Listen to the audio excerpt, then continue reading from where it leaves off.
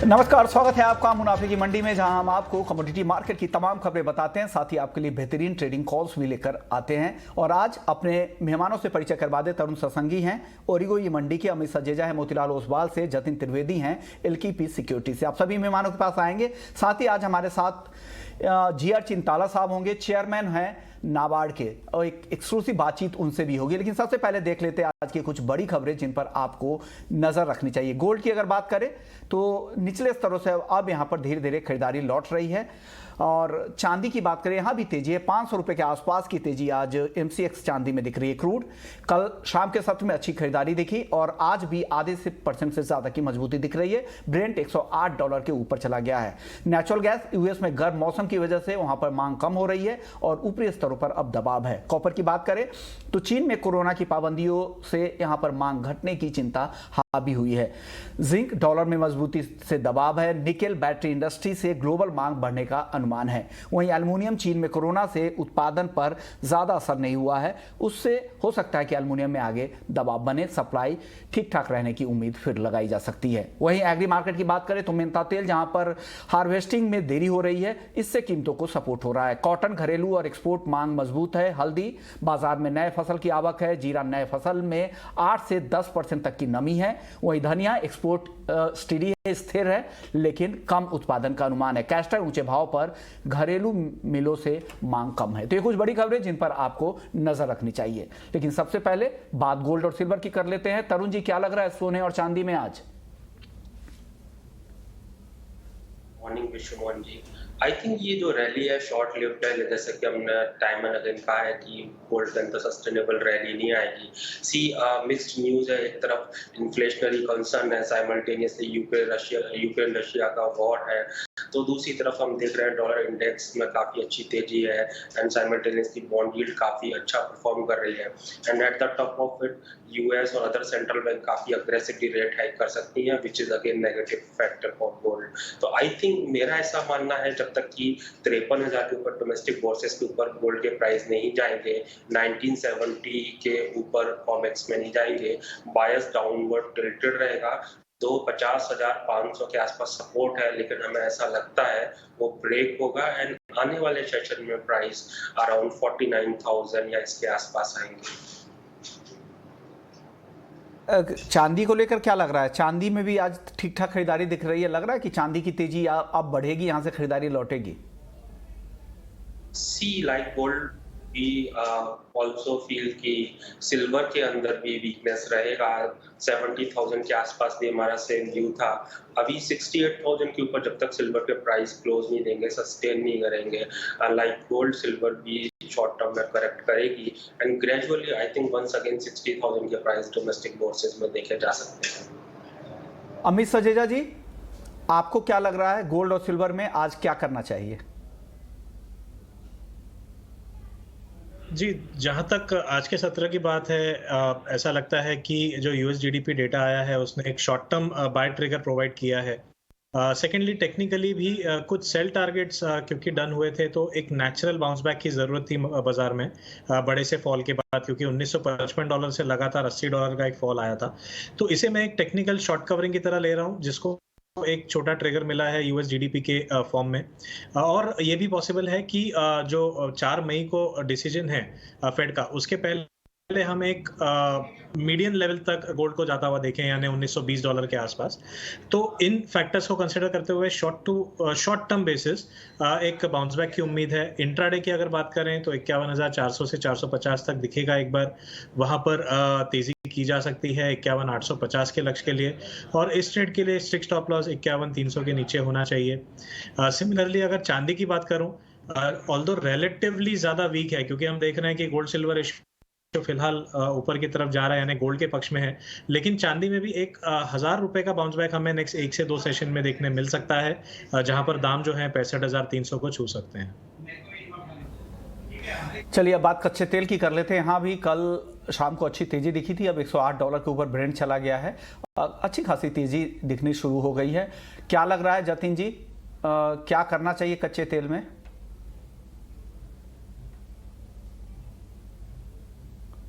शायद जतिन की लाइन में कुछ दिक्कत है। तरुण जी, आपसे यही सवाल, कच्चे तेल में क्या करें अब? अभी जर्मनी ने अपना स्टेटमेंट दिया है कि वो सैंक्शन को विड्रॉ करेंगे। अर्लियर दे वर डिनाइंग, तो सर्टेनली कहीं ना कहीं जो रशिया से वर्ल्ड का सप्लाई है वो हॉल्ट होगा, स्पेशली व्हेन जब कि ग्लोबल इन्वेंट्रीज टाइट है। यूएस जो कि one of the largest producers है, वहां पे हम देख रहे हैं कि इन्वेंट्रीज ऑफ क्रूड ऑयल और जो उसके फाइनल प्रोडक्ट्स है उनकी इन्वेंट्रीज 5 ईयर्स लो के नीचे चल रहा है। And I think in such a scenario ऐसा स्टेटमेंट आता है तो कहीं ना कहीं ग्लोबल सप्लाई को वरीसम करता है। तो हमें ऐसा लगता है कि इस स्टेटमेंट के चलते फर्दर फर्मनेस देखी जा सकती है। यहाँ पर डेंटिंग फैक्टर हो जाता है Chinese lockdown, but I think once it would be over then certainly demand will come from China also. More or less मुझे लगता है कि अभी रेंज बाउंड ट्रैजेक्टरी रहेगी थोड़ी broader in the range of $90 on downside to $150 upside, but buyers जब तक $90 के ऊपर है ऑयल के प्राइस का, आई थिंक अपसाइड रहेगा। जतिन जी, क्रूड को लेकर आपका व्यू क्या है? इंट्राडे के लिए क्या सलाह दे रहे हैं क्रूड में? जिस तरह से मार्केट शिफ्ट है क्रूड का, मुझे लग रहा है फेवरेबल है अभी भी ट्रेडिंग पर्पस से बाइंग साइड के लिए। ब्रेकआउट जो है वो डेली बेसिस पे देखने मिल रहा है। फर्दर अपसाइड अगर जो आनी है वो बड़ी तेजी जो है वो कहीं ना कहीं 81-75 के ऊपर आएगी। फिलहाल बाय ऑन डिप्स की स्ट्रैटेजी रखी है, लेकिन हायर लेवल से प्रॉफिट बुक भी कर लेना है। 8200 क्रॉस करना इतना आसान नहीं होगा क्रूड ऑयल के लिए, तो डिप्स को कहीं अराउंड अबाउट 8050 8040 के पास सपोर्ट भी प्लेस्ड है। तो जब तक 88,060-70 इंट्राडे में ओपन अप है तो वहाँ पे एक माइनर अपॉर्चुनिटी है बाइंग की। लेकिन अगर प्राइसेस जैसे ही 8050 के नीचे स्लिप हो जाते हैं तो मुझे लग रहा है एक वापस से लॉन्ग अनवाइंडिंग जो है वो स्ट्रॉन्ग उसके अंदर देखने मिल सकता है। तो स्ट्रिक्टली स्टॉप लॉस के साथ ट्रेड करना है और दोनों ट्रेड दे रहा हूँ मैं। अगर 8060 के नीचे अगर प्राइसेस ट्रेड करना शुरू कर देते हैं तो शॉर्ट साइड में जाना है।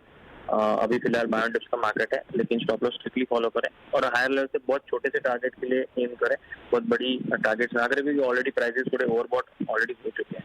8200 के ऊपर मुझे नहीं लग रहा प्राइसेस बहुत जल्दी जाएंगे, उसको उसके लिए कुछ बड़ा ट्रिगर चाहिए क्रूड ऑयल के मार्केट को। लाइक चाइना के वहाँ से अगर पॉजिटिव न्यूज आ जाता है कि लॉकडाउन से ईजिंग होने लगते हैं या something like that. Okay Amit, 8100 पर भाव है क्रूड का, करंट मार्केट प्राइस पर क्या टारगेट दे रहे हैं? मेरे हिसाब से भी 8050 का एक सपोर्ट है, तो मैं उसके करीब एक्चुअली बाइंग की सलाह देना चाहूँगा।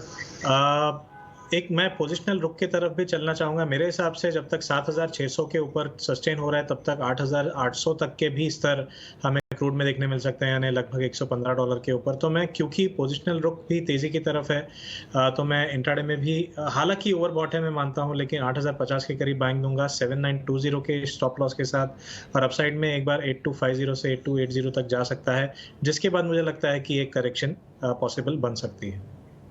चलिए अब बात कर लेते हैं, हमारे साथ एक खास मेहमान जुड़ गए हैं। GR चिंताला साहब हैं, चेयरमैन हैं नाबार्ड के। सर सबसे पहले स्वागत है आपका ET नाउ स्वदेश पर, और आपको कांग्रेचुलेट करना चाहूँगा कि आप लोगों ने जो एग्री और एग्री अलाइड सेक्टर के लिए जो लोन का जो लक्ष्य तय किया गया था उसे आप लोगों ने सरपास किया है 2021-22 में, और नए साल के लिए अब किस तरह के टारगेट है और उस पर कितना काम चल रहा है sir? For the year 2020-21, 21-22, actually there was a spectacular performance on the part of the banks with regard to the agricultural financing. As against the target of 16.5 lakh crores, all the banking system had given close to around 17.09 lakh crores, which is 104% of the target. And this year, the target Honorable Finance Minister had announced, it's 18.5 lakh crores. And with a kind of a special kind of attention to the animal husbandry and also fisheries. Actually, now these two sectors are getting a prominence and also specific allocation also. So the year 22-23 is going to be around 18.5 lakh crores, and we are very confident the way the agriculture sector is progressing and the way the commodity prices are going up and the way the returns are coming to the farmers, it's going to be a maybe comparatively task which can be achieved. Sir अब अगला सवाल होगा, अगर interest सबमेंशन के बारे में क्या ब्याज दरों को लेकर कोई रियायत दी जा रही है किसानों को, और किस तरह की रियायत है, और क्या इसे एक्सटेंड करने की भी योजना है इस साल में, नए साल में? ना, अभी गवर्नमेंट ऑफ इंडिया का एक इंटरेस्ट सब्सिडी स्कीम है, that is the prompt repayment incentive. तो आज का दिन एक्चुअली हर किसान को 3 लाख रुपए तक 7% में लोन मिलता है बैंकिंग सिस्टम से, कमर्शियल बैंक हो, कोऑपरेटिव हो, आरआरबी हो। और जब एक किसान ऋण वापस करता है टाइमली, उसको 3% प्रॉम्प्ट रीपेमेंट इंसेंटिव मिलता है। सो अभी it is 4% is the real and actual cost to the farmers, but बहुत सा स्टेट्स में actually they give separate kind of incentive and it will become almost zero also in some states. तो in that way किसान का वो scheme में तो चल ही रहा है। सो मुझे लगता है उनका वजह से थोड़ा एग्रीकल्चर का बढ़ोतरी भी हो रहा है। ओके सर, रूरल फाइनेंसिंग की क्या स्थिति है, करंट स्थिति? वहाँ क्या स्ट्रेस भी है किसी तरह का? बैंक से किस तरह के सेंस मिल रहे हैं, या वहाँ पे जो भी रूरल फाइनेंसिंग में है एनबीएफसीज वगैरह से, वहाँ क्या स्थिति है? रूरल फाइनेंसिंग अगर ये साल देख लिया तो, क्योंकि हम ना केवल क्रॉप लोन के बारे में बात करते हैं, क्योंकि नाबार्ड का एक अलग सा विंग है, मीन्स एक अंग है actually, that is the non farm sector also. अगर आप देख लिया तो रूरल फाइनेंस में एक crop loan one part and there is a term loan is another part. अगर वो टर्म लोन का अगर जो नाबार्ड का रिफाइनेंस को भी अगर विश्लेषण किया तो उसमें लगता है that we have given to farm mechanisation and to the mission the mine irrigation structures, drip irrigation structures, animal husbandry structures, और उसके साथ साथ a non farm sector, particularly all these skilled people who are taking this one, actually they get this thing. So now all this money, actually if my refinance is a barometer, I'll say that ground level mein quite a lot of things are happening where the artisans and the others also, women are also getting quite a lot of a finance from them. And now the other indicator is this time all the NBFCs and also MFIs and also the small finance banks, besides the normal public sector and private banks, they have churned out a good performance with regard to the rural financing. And that stress, actually what you are telling, actually it was there for quite some time, because last year was bad, but this year actually first quarter there was a stress because of the second wave, but subsequently there is a bounce back. Now we could see that one, that most of the NBFCs and MFIs, their collection efficiency had almost reached the pre-pandemic levels, and everyone actually, the whatever the data we could collect, actually most of them had put a progress of close to around 10 to 15% over the previous years. That indicates that the rural financing had happened, and many other people have come. Stress part, actually we cannot say just now really what exactly is this one, but one part I can say that because of the commodity prices going up a bit, now the rural areas are getting more money into their kitties, and that is going to create a new kind of a purchasing power to the rural people, and there's a bounce back of the rural economy. बहुत सारे ऐसे complain rural areas वगैरह से आते हैं कि उनको loan मिलने में काफ़ी दिक्कत होती है। इस फ्रंट पर नाबार्ड की कोशिश क्या है, क्योंकि आपका जो डिसबर्समेंट हम देख रहे हैं 2021-22 का, वो रिकॉर्ड लेवल पर है, और रिकॉर्ड लॉन्ग टर्म रीफाइनेंसिंग भी आप लोग कर रहे हैं पूरे ही एग्री और एग्री अलाइड जितने भी सेक्टर्स हैं। तो उस फ्रंट पर क्या आप लोगों की कोशिश है? ना, ये एक्चुअली कंप्लेंट्स का हम नहीं देख सकते, क्योंकि अगर हमने 14 करोड़ लोगों का फार्मर्स को लोन्स दे रहा है, और उसमें सिर्फ ये फार्मर्स का है, what about the non farm sector and एसएचजीस का, हम एक्चुअली उसका नंबर जोड़ दिया था, ऑलमोस्ट कम से कम 30 करोड़ लोगों को बैंकों से पैसा मिलता होगा।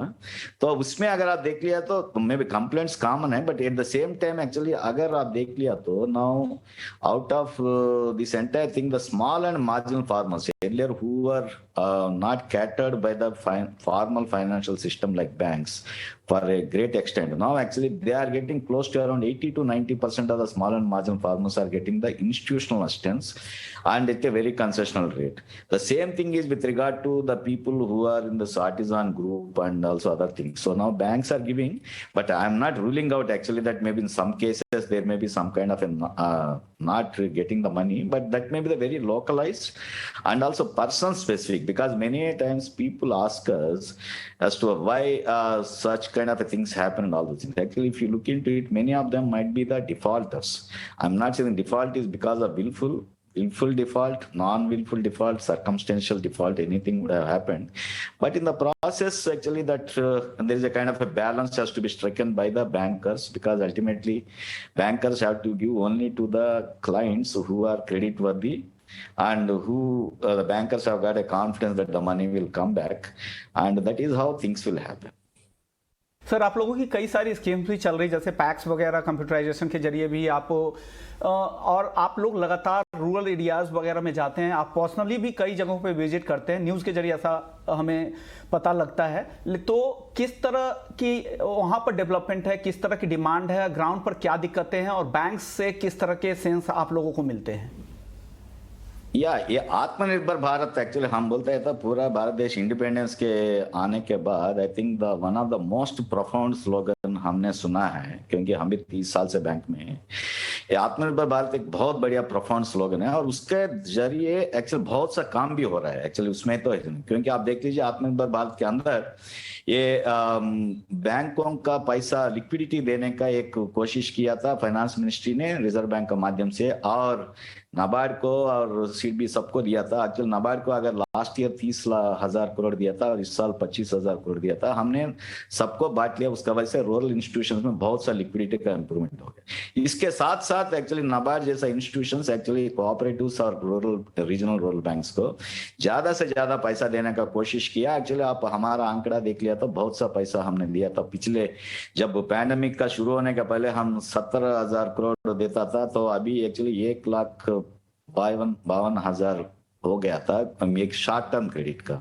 Likewise the long term credit also from almost 78,000 crores it went up to 1,16,000 crores। So ये एक पल्लू है। और मोरओवर अगर आपने पूरा नेशन का आंकड़ा देख लिया तो 17.06 लाख crores में 60% has gone to crop loan और 40% has gone to the term loans. Term loans means ना फार्म मैकेनाइजेशन ट्रैक्टर खरीदने का और maybe the mine irrigation sets खरीदना, सोलराइजेशन का, गाय भैंस बकरी खरीदने के सबका है।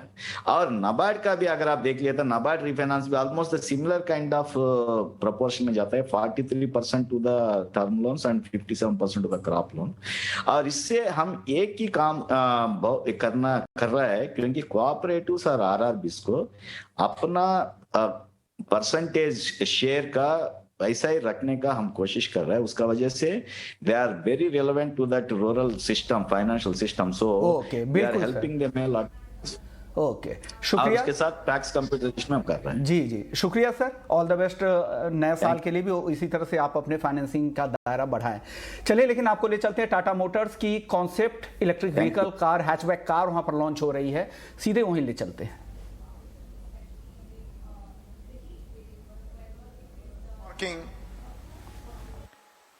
To be the best, whether it is in terms of software, electrical and electronic architecture, or the intuitive experience using AI and ML that the car would offer. So we really have very high aspirations. Thank you, Chairman. What is the significance behind the name for this concept? Please elaborate on the inspiration behind it. Shailesh, can you take this one? Yeah, sure. So see, when we were conceiving our Gen 3 product, we wanted to make a global product which is pioneered out of India. And therefore, there were two words which were very important, is India and innovation. And therefore, Avinya, as I mentioned in my message, also means innovation. And therefore, that was, we wanted to link it with our Indian roots, but at the same time making a global product. So Avinya has IN at the center. So it stands for India, innovation, and as a meaning in Sanskrit, it means innovation. So that was the background behind it. तो Tata Motors की अविन्या जो hatchback car है और electric vehicle car है, जिसे launch के मौके पर खुद टाटा ग्रुप के चेयरमैन वहां पर मौजूद थे। चलिए वापस लौटते हैं वायदा बाजार का। हम बात कर रहे थे क्रूड और गोल्ड सिल्वर की, उसके बाद नाबार्ड चेयरमैन से बात हुई, अब मेटल की बात कर लेते हैं। अमित जी, क्या लग रहा है बेस मेटल्स में आज कोई टॉपिक है आज के लिए? जी देखिए, ऐसा लगता है कॉपर में एक शॉर्ट कवरिंग की जरूरत है, बहुत ज़्यादा नहीं, लेकिन 800 के करीब तक हमें मई वायदा में प्राइजेस जाते हुए दिख सकती हैं। तो कॉपर बाय किया जा सकता है 788 के नीचे का स्टॉप लेकर, और अपसाइड में 798 टू 800 तक के लक्ष्य लिए जा सकते हैं। और कोई पिक मेटल में इसके अलावा अमित जी? जी देखिए, ओवरऑल अगर व्यू के हिसाब से चला जाए तो एल्यूमिनियम तो मेरे हिसाब से एल्यूमिनियम में सेलोन रैलीज करके चला जा सकता है। ओवरऑल मैं समझता हूं कि हमें 245 तक के पोजिशनल व्यू मिल सकते हैं डाउन साइड में। एल्युमिनियम की कर रहे हैं, कॉपर और एल्युमिनियम दो टॉपिक है अमित जी की तरफ से। चलिए अब बात करेंगे पाम तेल की। पाम तेल रिकॉर्ड ऊंचाई पर भाव पहुंच गए, इंटरनेशनल मार्केट में भी रिकॉर्ड के पास है, डोमेस्टिक मार्केट में भी भाव काफी। इंडोनेशिया ने जिस तरह से एक्सपोर्ट पर बैन किए हैं इसका असर हो रहा है। तरुण जी आप बताइए पाम तेल को लेकर क्या दिक्कतें हैं, क्या लग रहा है, आने वाले भाव कहां तक जा सकते हैं आने वाले समय में? Situation for India is very troublesome as of now, क्योंकि हम करीबन 70% ऑफ द टोटल वर्ल्ड का जो पाम ऑयल का इंपोर्ट होता है करते हैं, and we are the largest importer, जिसमें से 55% आता है मलेशिया से एंड 45% हम इंडोनेशिया से इंपोर्ट करते हैं। इंडोनेशिया जो कि वर्ल्ड का लार्जेस्ट प्रोड्यूसर और कंज्यूमर है, वहाँ पे प्राइसेस मोर देन डबल हुए हैं लास्ट जनवरी से till now. And to curb the domestic prices जो उन्होंने अनाउंसमेंट किया कि प्रोसेस ऑयल है उसका export temporarily they are faulting, जो कि कल से फॉल्ट करना चालू किया है, उसके चलते जो कि तकरीबन हमारा ऐसा मानना है 12 लाख टन्स का जो एक्सपोर्ट है वो होल्ड करेगा। और इंडिया जो कि इंपोर्ट करता है मंथली, उसका करीबन जैसा हमने कहा 45% आता है इंडोनेशिया से, तो तकरीबन 3 से 3.5 लाख का डेफिसिट हो सकता है इस स्टेप के बाद में। और ये ट्रबलसम इस वजह से भी हो जाता है, यूक्रेन रशिया की वजह से करीबन 2 लाख टन का हम सनफ्लावर ऑयल का इंपोर्ट ऑलरेडी नहीं कर पा रहे हैं। अप्रैल मंथ में कुछ भी इंपोर्ट नहीं हुआ है। एंड साइमल्टेनियसली कनोला का जो प्रोडक्शन है कनाडा में कम है 30% से, एंड हमने देखा है साउथ अमेरिका में क्रॉप काफी डैमेज हुई थी ड्रॉट की वजह से। सो इन टोटलिटी ऑयल मार्केट के अंदर काफी टाइट सप्लाई है ग्लोबली, इसी वजह से कनोला के प्राइसेस कनाडा में रिकॉर्ड हाई पर है, सोयाबीन के ऑयल के प्राइसेस यूएस में रिकॉर्ड हाई पर है, एंड क्रूड पाम ऑयल के प्राइसेस मलेशिया पे रिकॉर्ड पर है। इसका सीधा इम्पैक्ट डोमेस्टिक पॉकेट पे पड़ने वाला है। ऑलरेडी हमने देखा है तकरीबन पाम ऑयल के प्राइस डोमेस्टिक मार्केट में इस महीने अब तक 13% बढ़ चुके हैं। और अगर इंटरनेशनल मार्केट मलेशिया की बात करें तो हमने इसी हफ्ते 10% से ज्यादा का गेन्स आते हुए देखा है। तो मई मंथ में आई थिंक हमारा जो प्राइस एवरेज रहेगा वो काफी कॉस्टली रहने वाला है कंपेयर टू अप्रैल मंथ। काफी उतार चढ़ाव रहेंगे और तेजी की उम्मीद ज्यादा है जब तक इंडोनेशिया का बैन जारी रहता है। शुक्रिया तरुण जी आपका, अमित जी आपका, आप लोगों ने वक्त निकाला। तो कमोडिटी की इस खास पेशकश मुनाफे की